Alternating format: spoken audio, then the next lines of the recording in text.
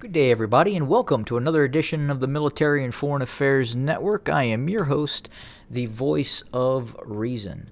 Today, we continue our coverage of the ongoing war between Russia and Ukraine, and obviously, we're heading now into day 15 of this ongoing conflict. And first, I apologize for whatever reason. My last video decided not to have any audio, and I can't tell you how disappointing it is to talk for 24 minutes and absolutely have nothing to show for it. Anyway, we're going to try this again, and it may not be 24 minutes long, but I will do the best I can. So first and foremost, I want to cover again some information coming out of the news media that I feel like I really have to talk about and give you, the viewer, additional information in terms of what you are hearing and what you are, in fact, seeing. So right now, again, a lot of information coming out of mainstream media, be it CNN, Fox, MSNBC, NBC, what have you, BBC, Sky News. They're really focused right now on this attack on this hospital, this woman's hospital, and the destruction it has caused. So first and foremost, again, if the Russians had attacked that hospital with the intent to destroy that hospital, they would have leveled it. They would have put a crater right into the building, and that didn't happen. What you're seeing is the blast effects from a nearby explosion that took place from either an artillery round or a rocket attack or a cruise missile or what have you. But it's very important to understand that again, if the Russians had intended to reduce that building, it would not be standing. It would be rubble, and that didn't occur. Now, in all probability, the Russians were aiming for a Ukrainian military site or asset that was deployed very close to said hospital. And the thumbnail in this video is very, very important. And this thumbnail shows Ukrainian artillery in a built-up urban area. And you can see either it's a 122 or 130 millimeter artillery round or artillery battery that is placed very close to an urban area. And unfortunately, the Russians are having to call in counter battery artillery fire on those sites. And I'll kind of explain further. So again, if you listen to the mainstream media, you would think that the Russian military is actually from a planet called Alpha Centauri, and they're here to ingest human beings. And that's not what's happening. You are seeing the nature of war right now, and unfortunately, especially here in the West, there's this gravitational pull to really kind of demonize anything and everything about Russia and what the Russians are doing. It's not to say it's correct, and please understand, I'm not taking a position here, neither Russian or Ukrainian. I'm simply saying that both sides have their own decision-making processes and reasons why they're doing certain things, and the Russians do too. They are not aliens from Alpha Centauri. And again, the media would like you to believe that they are demons from the ninth plane of hell, here to do no good to the planet. And again, that's not what is happening. And it's that gravitational pull towards what could end up becoming a third world war. They're shaping that media narrative to completely demonize the Russian Federation. But anyway, back to why we're seeing what we're seeing. It's very, very important to understand what you are seeing. And in terms of the Russians hitting urban sites, urban areas, again, it's in all likelihood because the Ukrainians have placed artillery in some of those areas, and not just artillery. They obviously they're using these cities as defensive redoubts against, or defensive barriers against the Russians. And again, the Russians are trying to circumvent some of these cities and seal them off, but at the same time, the Ukrainians are again using them as areas where they can shelter, which makes complete sense. I mean, what the Ukrainians are doing is what you see in the nature of war, and we've seen it throughout the ages, from the sieges of medieval cities to World War II and the siege of Stalingrad and Leningrad, and it runs the gambit. It's the way that war is, and you're watching it in real time, unfortunately, right now. But specifically, the Russians were moving towards the eastern bank of Kiev recently. We have video documentation of video evidence of this Russian armored column that was moving towards Kiev from the east, and you can clearly see the drone hovering over the armored column, and then you can start seeing the call for fire coming in on the Russian column. And in all likelihood,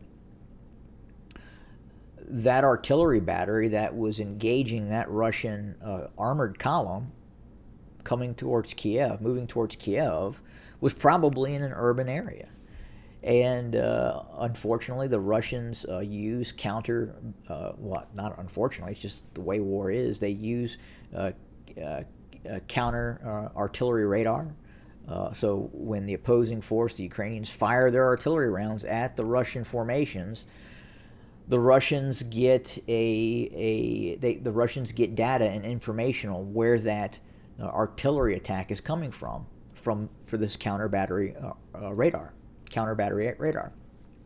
and the Russians return fire. And again, sometimes if the Ukrainians obviously have that artillery in urban areas, again, look at the thumbnail. That's a Ukrainian artillery unit, artillery battery, very close to an urban area. And then that's what happens. The Russians attempt to counter that artillery battery, and it ends up striking very close or near urban areas. And that's what you're seeing. Now, with that being said, what if the Ukrainians moved the artillery out to more of a rural area? Well, it would be much more easier for the Russians to identify where that artillery battery is. So the Ukrainians aren't going to do that either. So what the Ukrainians are doing makes sense. Unfortunately, it's going to cause more civilian casualties, and it's going to cause the destruction of these built-up areas, these built-up urban areas. And that's what you're seeing. And it's really reprehensible that the media does not try to explain that. And what the media is doing now, at least the Western media, is saying that the Russians are intentionally attacking a baby hospital and killing babies. And again, that's not what is happening. Now, could it possibly be an errand round, a mistake? Yes, it could be. But again, outside the realm of an actual military unit stationed in that facility, I don't believe that it is the Russians' intent to kill babies. And again, that is the narrative that you're seeing if you turn on a lot of these news networks right now. And it's ridiculous. And they're not explaining to you, the viewer, why some of these artillery rounds, or in some cases a lot of artillery rounds, are landing in these built-up areas. Again, the Ukrainians are choosing to fight in these cities. And that is what is happening. And again, it's something that is not out of the ordinary. In the course of wars, as I've just talked about, we've seen it in a number of conflicts throughout history. So nothing abnormal.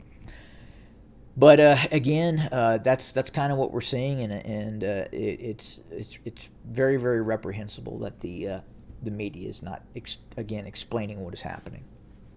Also, we keep hearing about the fact that the Russian Air Force is not as active over Ukraine as what some analysts believed it would be, and there's a very good explanation for that as well. So right now, it's not so much the Ukrainian Air Force, meaning the Ukrainian Su-27s and MiG-29 fighter aircraft that are keeping the Russian military out of the airspace of Ukraine. It is the Ukrainian air defense systems.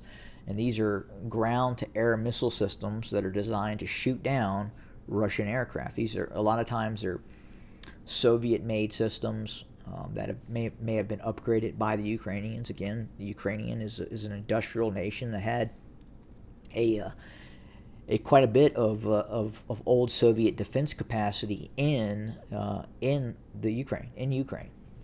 And we're seeing that in terms of their use of their air defense assets. So they have S-300s, they have Buks, they have long-range, medium-range, short-range air defense systems that can shoot down Russian aircraft. But more importantly, NATO is actively using its early warning aircraft, its E-3 Sentries, its basically flying radars that can look deep into the Ukraine, up to over 400 miles in some cases. And they're able to tell the Ukrainians, hey, look, you have Russian aircraft vectoring in on Kiev. This is where they're at. This is where they will be.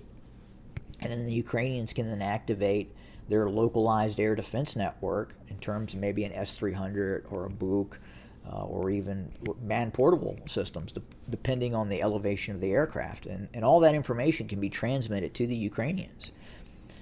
And that's what is happening. So the Russians can destroy some of the Ukrainian radar systems, but the Ukrainian radars really have to be on in order for the Russians to locate where they're at, in order for the Russians to destroy them. But again, a lot of times the Ukrainians aren't even using their medium and long range search radars to identify Russian aircraft, because NATO is doing that for them and transmitting that information. And not just that, they're also able to transmit real-time satellite information in terms of Russian ground movements as well. So the Ukrainians can then call in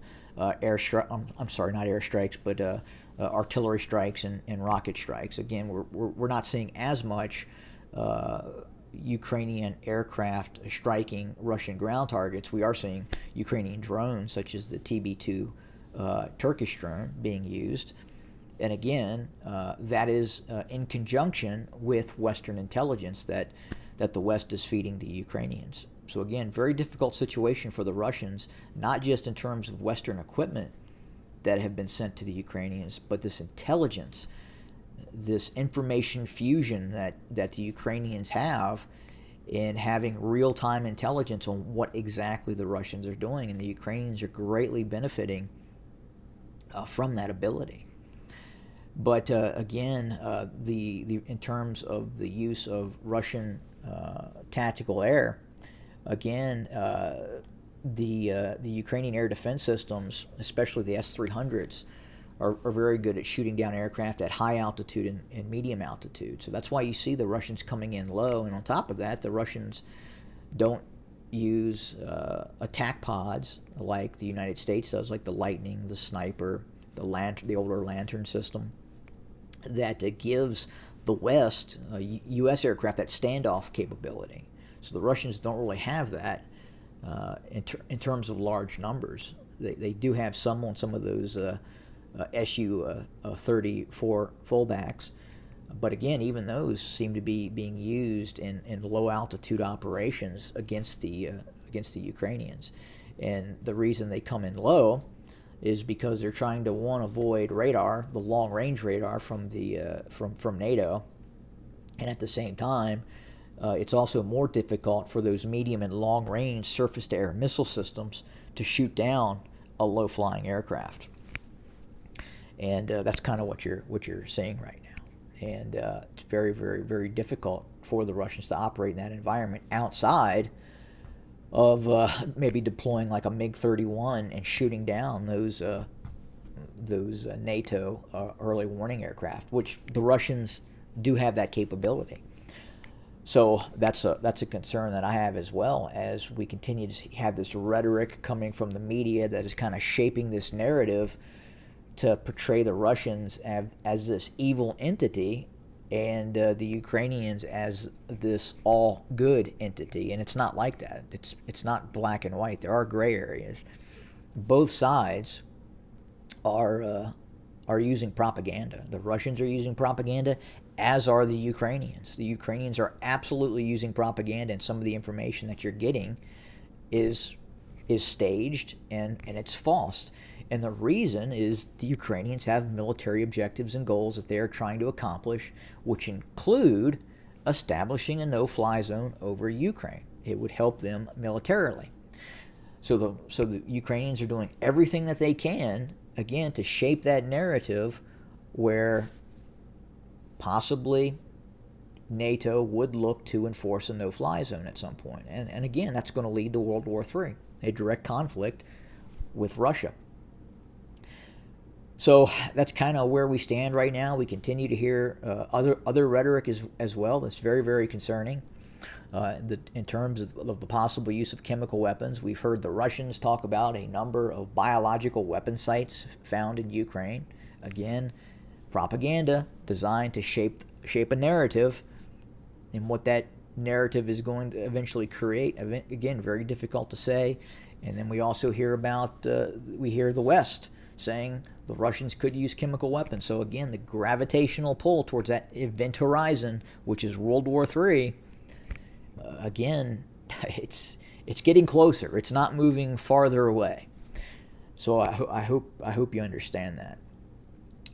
In terms of the ongoing events on the ground, the Russians continue to attempt to make advances towards Kiev, and again are attempting to conduct operations that would seal Kiev off at some point, and then quite possibly a further operation to seize Kiev. And obviously this would be a large conventional operation that would look to seize Kiev.